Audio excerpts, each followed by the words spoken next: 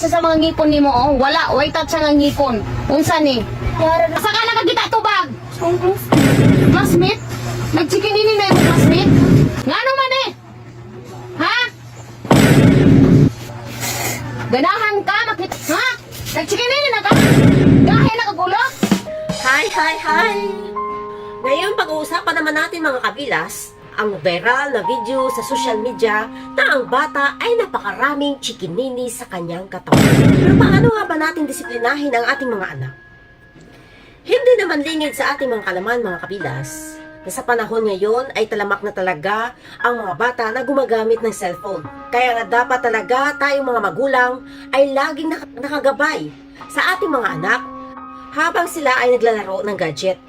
Dahil sa panahon ngayon, nakikita naman natin kung ano ang mga lumalabas ngayon sa social media.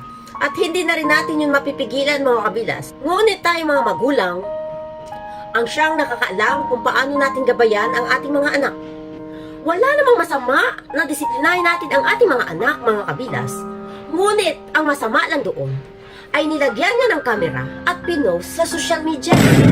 At habang palaki ng palaki sila, hanggat nariyan yan ang video sa social media, makita at makikita nila at kailanman hindi na mabubura sa kanilang kalooban ang sakit at kahihiyan. Walang masama ang pagdisiplina sa ating mga anak. Ngunit ito lamang ang masasabi ko.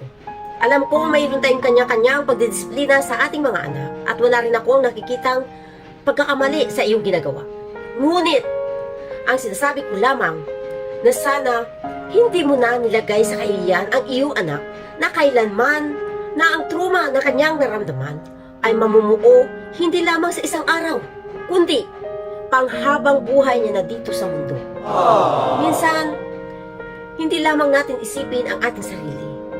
Hindi lamang natin isipin ang pera. Isipin din natin minsan ang mararamdaman ng ginagawaan nating content. Lalo-lalo na pag ito ay minor o bata. Dahil sa ating lipunan, mayroon na tayong batas na nagpoprotekta sa kanila. Nag-viral ang video, kumita ka ng malaki, sari-saring mga komento ang natanggap mo, okay lang sana kung para sa'yo. Pero ang bawat komento, doon ang iba pinagtatawanan ang anak mo.